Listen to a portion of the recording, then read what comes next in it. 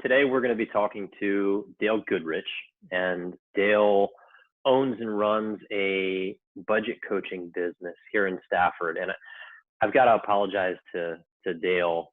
We just shot this interview, and I realized that I think the first 5 minutes, somehow I had his video pinned.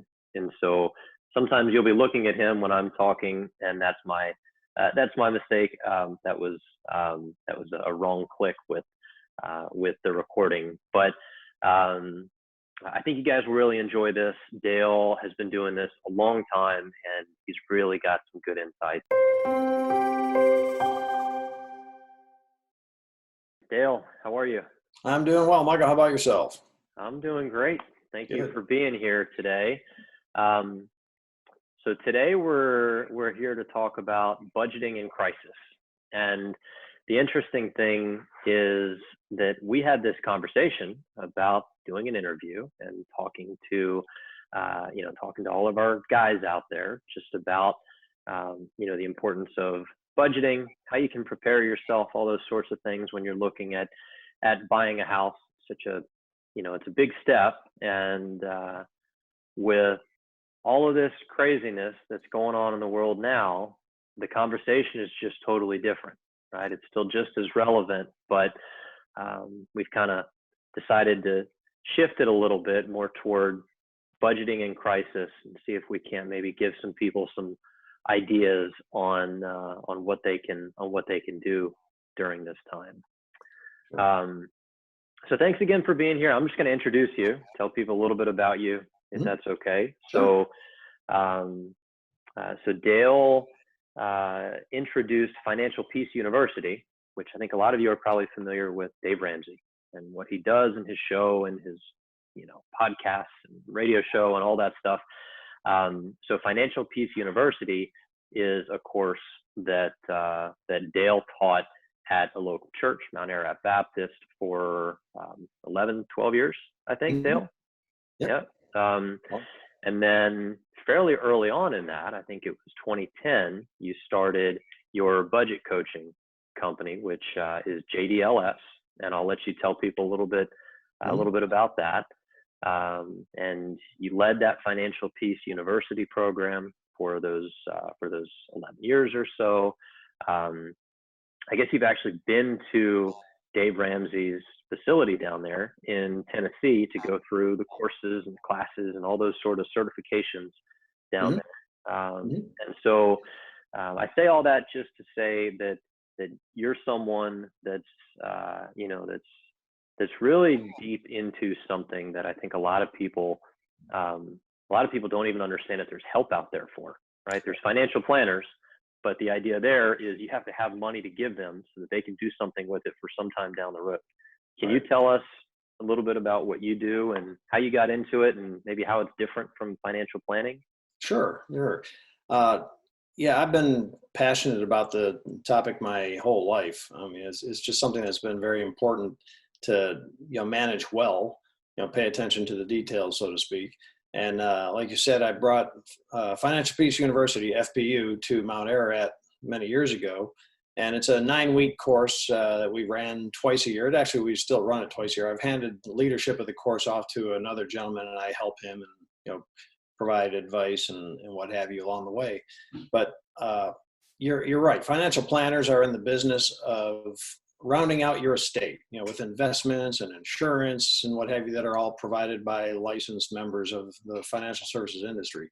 But budgeting is more like, where the rubber meets the road. If you don't have money to invest, then you don't need the services of an investment planner. What you need is someone that can help you get your day-to-day budget organized. And that's what I really enjoy doing. I've always gotten a lot of enjoyment out of helping people understand that kind of thing.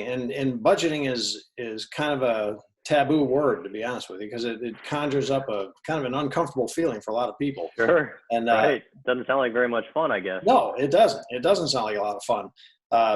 But sometimes it's a little easier to swallow the pill if you call it a spending plan.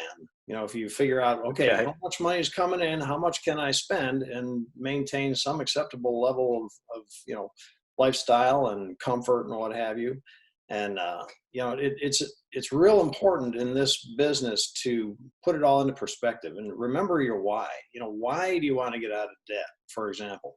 Well, people don't want to get out of debt because they want to get out of debt. That's no fun. I don't want to wake up in the morning and send all my money off to the credit card company. I want to get out of debt so that I don't have to work overtime to keep the light bill paid and keep missing my daughter's dance recitals or my son's little league games. I want to be free to have a life.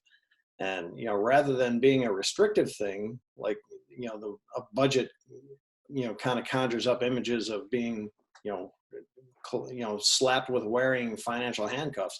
If you understand your cash flow situation, it's one of the most liberating things in the world. You can bounce around inside those guardrails all day long and have a life. Yeah. That's the goal. Cool. It's funny you talk about finding someone's why, because we try to go through the same thing on the real estate side, right? It's always one level deeper. Is it just, I want to buy a house because I need a house? Or, is it because, my parents are going to come to live with us because, they, for whatever the family situation is. And if we know the why, then it's a lot easier to help the person and to try to make it something that means something rather than just a house. Right. So that's cool. Rather than filling the square. All right. So putting aside, again, what the original topic was about, kind of the importance of budgeting and how to get to a point where you're really comfortable, whether you're buying a house or, or moving up or whatever the case is. Thinking about how important this is for a lot of families right now, knowing that income is either uncertain or it's gone away, and there's some real hardships out there. How can people approach their budgeting or the management of their financial situation if, they find themselves in a position where income is uncertain, or maybe they're having a hard time paying bills right now?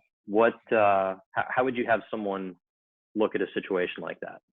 Well, when you're confronted with a disruption to your income, it's obviously a traumatic thing. It's emotional, and you need to kind of think about, okay, what now? How do I take one step forward? And what we often coach people to do is focus on what we call the four walls. During normal times, we ideally have that income and we use that to pay for all the things that we want and need in our lives. But when you're in the midst of an emergency like this, you have to focus on the four walls, which is food and clothing, shelter, which includes utilities and transportation. If those four things are taken care of, that should be your top priority. Then you can live to fight another day.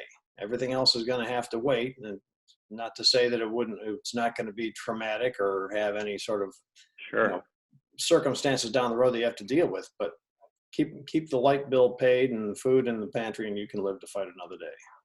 So the idea is that, I guess, a lot of the things that we've come to believe, or we've told ourselves are essential, we need to really take a close look at that, and whatever we do have, put into making sure that us and our kids have a place to stay and Absolutely. food to eat and those sorts of things. Roger that. Yeah, just cool. Take care of the basics, and everything else becomes a luxury.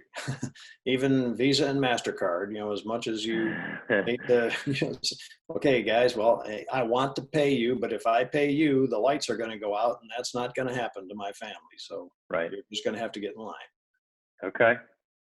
So what are some strategies that people should consider, when they're in a situation where something unexpected has come up? How would you coach someone through that? Sure. Well, first of all, if you're a married couple, obviously lots of real good, high quality communication. Make sure you understand what you're trying to accomplish. You're keeping the lines of communication open, and really take a long, hard look at the money that you do have coming in or that you have saved up for emergencies, and where you're going to deploy those dollars. If, for example, you happen to be in the process of paying down debt, it's perfectly okay to put those efforts, push pause. You might have been doing what we call the debt snowball, where you arrange your Mm-hmm. debts, from lowest to highest and begin paying them off in order. Well, it's okay to push pause on that and just do minimum payments on all your debts, if you can even do that. Just Right. to, you're looking at treading water right now. And so you need to take a close look at all of your spending, cut out obviously all the unnecessary spending that might be in your life. And also, if you have any sort of a windfall, and a tax refund comes to mind right now. We're in that time of year. If you happen to be getting a large refund, you might be tempted to throw that against your debt, but right now you want to sit on that cash. Okay. Just sit there, because what you're trying to do is just live to fight another day. And as I understand it anyway, when you're looking at coaching toward that debt snowball, the idea, I think, is to kind of tackle those debts and take them away, so that if a situation that's unexpected like this comes up, you don't have as much liability. You don't have as many things out there that you're having to figure out what to do with. Exactly. Yeah. Okay. Yeah. You obviously minimizing the amount of money that has to go out every month, and just trying to get into a healthier place during normal times. That's a smart thing to do. But yeah, you just need to take a look at the money coming in, the money going out, and create a very, very carefully thought out priority list. And I guess it's funny you just said priorities, and I guess that can be really difficult, to set what are those priorities, and so it's not easy, I'm sure, as you go through that. But I guess it is numbers, so it is something Oh that yeah. can be put on paper. Yeah. Well, as a matter of fact, and it seems a little bit counterintuitive to say this, but in a way, the coronavirus is probably making some of those conversations easier.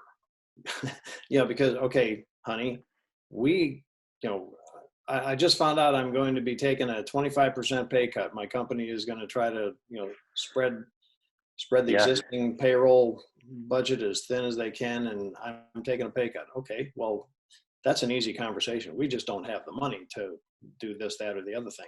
Whereas during normal times, if you have the money and you just need to exercise the behavior change, the discipline to put it towards debt instead of going out to buy that shiny new thing you want, that's a harder Mm-hmm. conversation to have. Yeah. So in a way, being in the throes of an emergency like this almost makes the conversation easier. Yeah. Yeah. Definitely makes it more immediate, I guess. Oh, absolutely. Yeah. Okay. So once we get past, sort of setting those really high priorities, and then, pushing pause on all the things that are unnecessary, including paying down debt and those sorts of things. What other steps would you have to help people address their expenses and sort of move through that process? Well, that's a question that's been in the news a lot lately, with various creditors, including mortgage companies and Yeah. landlords and Sure. student loan creditors and what have you, making all kinds of accommodations for the people that owe them money. And Yeah. that's, you don't know until if you don't ask. So don't be shy about picking up the phone and finding out as much information as you can about what any of your lenders are offering in terms of an accommodation. Now, the real important thing to do is make sure you fully understand what it is you're being told. Ask a lot of Mm-hmm. questions and do a lot of research, and document everything. If a mortgage company, for example, is saying, yeah, that's fine, don't, suspend your mortgage payment for 3 months, we're fine Right. with that. Right. Really? Okay. Give me a little more information here. What's going to happen at the end of 3 months? And oh, by the way, if you don't mind putting that in writing, that's going to be awfully important, so that I can have my people review what it is you're offering, so I understand what it is I'm getting into. Sure. Yeah. And you're right. You hear that, everywhere now, that, these mortgage companies are offering forbearance, or you will hear the idea of deferral, mortgage Mm-hmm. payments being deferred. But, it can be a cautionary tale, because a lot of what we're hearing is that, they'll allow you some grace for a 3-month period, but at the end of 3 months, the entire amount is due. Right. So, Mhm. it may or may not be the best thing for your financial position if you're really struggling, right? Trying to keep a roof over your head Right. and keep people fed. That's one of those tough decisions, but it's something that I think we need to understand, that the mortgage companies aren't inherently benevolent. It's not Good that they're point. not that they're trying to do something negative, but there's a price at some point. Sometimes it's additional interest that accrues, and so it may or may not be the right decision for individual families, but it's just a matter of really understanding what it is that you're agreeing to, Right. and what comes down the road. Sure. And I'd want to make sure that what's being promised to me is something that they're actually authorized to promise. Hey, it won't impact your credit. Okay. We won't even report it. Really? Okay. Well, look, I'd like to hear that from a couple of different sources, and Right. investigate what it is you're telling me and make sure that's really true. Because if you get to the other side of this thing and you find out that all of a sudden there's all kinds of information in your credit report that the guy on the other end of the phone said wouldn't be reported, now you have a Yeah. bigger, and another problem to address. That's the And so I point. guess the critical thing there is, and you've said this to me before, is to get it in writing. Get Absolutely. everything in writing. Get every agreement that you are making over the phone. Okay, as soon as you send that out in writing, and we'll have that documented and agree to, and any reduced payments or something like that, you're going to Sure. get a certified check and return receipt requested in the mail, and keep that documentation for the rest of your life. Okay. Sure. Yeah, and it's interesting, when it comes to how something's going to report on a credit report. I've had a couple clients ask me, hey, if should I look at doing this mortgage deferral? I'm selling my house anyway, and the question is maybe, right? It depends on what's right for your family, like we talked about. But if you're going to buy another house, you need to know how it's going to report on your credit report, Right. because if it does show that it's anything other than an on-time payment, you need to know how your lender on the other side is going to look at that, and whether or not that's going to stop you or slow you down, or whatever the case is when it comes Mhm. time to buy that next house. Yeah. Sometimes slowing down will get you there faster. So be patient, respect the process, and Right. lots of research. Yeah. Yeah. All right. So what about the next steps for someone? So, we've kind of talked about that core, but once we come out of all of this, how do families recover? What sort of next steps do they take? What is the financial picture or the budgeting world look like for, for that family? Well, this experience has been a pretty vivid teacher for a lot of people, and the wise and prudent person is going to document what has taken place. We were just in the throes of an emergency, and we've always given lip service to an emergency fund, but we just actually lived through one. So what did that look like Right. for us? Where did we have to cut spending? Were we able to do that successfully? What do we really need in terms of cash on hand in case this happens again, or something not even virus related that causes a disruption in our economy? Anything is possible. So, really take a long, hard look at what this spending experience was like and what you need to do to prepare for the next one. Yeah. I guess it's sort of in our nature, if we make it through a crisis, to just sort of like, whew, good. Oh, All right, yeah, that's gone. But that could never happen again. right. and I look back 60 days, and I never would have thought that this whole scenario could happen. Yeah, And who could have imagined? I'll credit my wife, because she was a lot more right about it than I was. I thought, no, everything will be fine. It's just, it's this, it's what's in the news right now. Sure. Of course, I was wrong, and here we are. And so, Yeah. Well, it's amazing. In fact, my wife and I were talking about this just today, and we were reflecting back on how quickly this whole thing went from kind of a minor news item. And I remember hearing the term social distancing, right. and all of a sudden businesses are being shut down. I mean, Yeah. it was, the curve was steep, and it was quick. scary for a lot of people. Yeah. Yeah. Right. Okay. So you mentioned a couple of times as we've talked through here, the idea of having an emergency fund. Tell Right. me, what does that look like? How does one get there? What are they trying to do? What's the whole idea? Sure. Well, the emergency fund is, as the name implies, it's supposed to be there for emergencies.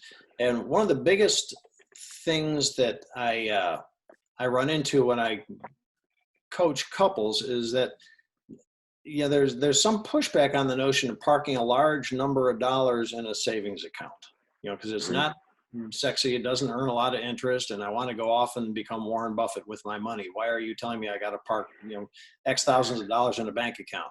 Well, Right. an emergency fund is not an investment. It was never intended to be an investment. It's an insurance policy against something like coronavirus. So the ideal thing to do with that is to, well, first of all, figure out like a baby emergency fund. We've talked about the debt snowball. If you have a lot of debt to pay off, should you be saving money or should you be paying off debt? Well, the Ramsey methodology that we talked about in Financial Peace University recommends a baby emergency fund of $1,000. Okay. And I don't necessarily hold to that $1,000 for every single family out there. The right number is whatever allows you to put your head on the pillow and fall asleep at night. So Right. if you decide you need $2,000 in the bank before you start paying off debt, or $3,000, fine. Decide on that as a family and do that. But the ideal thing to do is park it in a separate account that is not commingled with your normal operating bank account, your checking account, your savings account, a money market account with check writing privileges. Something that's physically separate from where you normally do your other banking is a good place to park it. And again, this experience that we've been having has allowed a lot of people to understand how much or how little they can actually live on for a given month. And you need to decide whether how big of an emergency fund do you want? 3 months, 6 months, maybe a year? I mean, perfectly well, Michael, in the real estate business, can be a cyclical business. So you better be ready for the months when you have no closings and you're going to fund those months with the month, 2 or 3 months ago when you had 4 closings. And so, you need to understand what it is your family needs and park that amount of money in the account. And the other important thing to do is, if you're married or, with a significant other, have a conversation and make sure you agree on the definition of an emergency. When are we going to use this? I never really thought about that. I mean, it is the emergency, a mani-pedi? Is it more fishing tackle? Right. Like Ramsey jokes, he says, I need a faster bass boat. The bass are outrunning me. It's an emergency. Well, I'm not going to tell you what your definition of an emergency is, but, husband and wife need to have that conversation and agree on what that thing is. And when it happens, use it for what, use the money for what it's for, and then get right back to replenishing it as soon as you can. Yeah. And that's got to be the tricky part too, is making sure that once you've built that fund, if you do have to go into it, being disciplined enough to make sure that it gets, it gets refunded, I guess, if you have to use it. Absolutely. And it's funny you mentioned about it, doing the hard work to get that money saved up. Yeah, it's hard work, and when you get that money saved up, you hate to use it for anything because it was hard to save it up, right? Yeah. But the point is, if life happens and you go out and the car won't start, and $1,000 later the car now starts, that hurts, but you took care of the problem with your emergency fund. Was that one then step you can backwards? Get to work and Was that one step backwards? Yes, it was, but it allowed you to take 2 steps forward, which is still 1 step forward. Right. When it's all said and done. So yeah, use it for what it's there for, and put it back as soon as you can. And then just real quick, can you go through the idea of, I think some of us think, this guy's talking about 3 or 6 months of expenses in an emergency fund. I don't know that I could ever save that much, but there's a distinction between everyday expenses and then your essential living expenses. And so can you just talk quickly about kind of how that plays in? Well, sure. I mean, when you talk in terms of an emergency, a disruption of your income, there are an awful lot of things that you do without even thinking about that you're probably going to cut out of your spending plan when you have to tighten your belt. A lot of things suddenly do become luxuries where under normal times they wouldn't be seen that way. Hey, this is part of we've got to go out to dinner every Friday night because that's how we medicate long, hard work weeks. Yeah. Well, in a true emergency, no, you don't. You just have to learn how to tell yourself no, and that's, like I said, budgeting, creating a spending plan, the numbers are easy. If you've graduated from second grade, you know all the math you need to know in order to be successful at budgeting. The hard part is behavior change and recognizing that, hey, I might need to deny myself. It's not a pleasant thing to do, but and the other problem, and we fell into this trap ourselves. Our kids are grown now, but back when they were youngsters, we said, well, we have to go to Disney World now because they will never be this age again, and this is a one-time opportunity. Yeah. Okay, and when it's one thing to tell yourself no, it's something else to tell your kids no. It's a hard conversation to have. Nobody's minimizing the fact that it's a hard conversation to have. The behavior change is the hard part. The money, addition, subtraction, you get a calculator, put on your mask, go to Giant and get a calculator, and you'll be able to do all the math you need. So kind of coming toward a close here, what would you tell the person or the family that that has always kind of had that weight and maybe struggled, they've always made their mortgage payment and that stuff has always been okay, but the idea of budgeting and having that security and financial management on a regular basis just seems daunting. Like, that's not me. That's not who I am. I'm not good at that. What do you say to that person? Well, I think a lot more people probably said that 2 months ago than are saying that today, just because we've had this vivid experience that has introduced the need to be awfully discerning about our cash flow picture. But the important point, like I said, we've been harping on this whole behavior change thing, and nobody's asking you to boil the ocean. This is a learning process. It's a process, not an event. In most cases, people who are dealing with financial problems in their lives, excessive debt or something like that, it typically doesn't materialize overnight. So don't expect it to be solved overnight. Sure. And we're always, whenever in the coaching business, we are looking for progress, not perfect.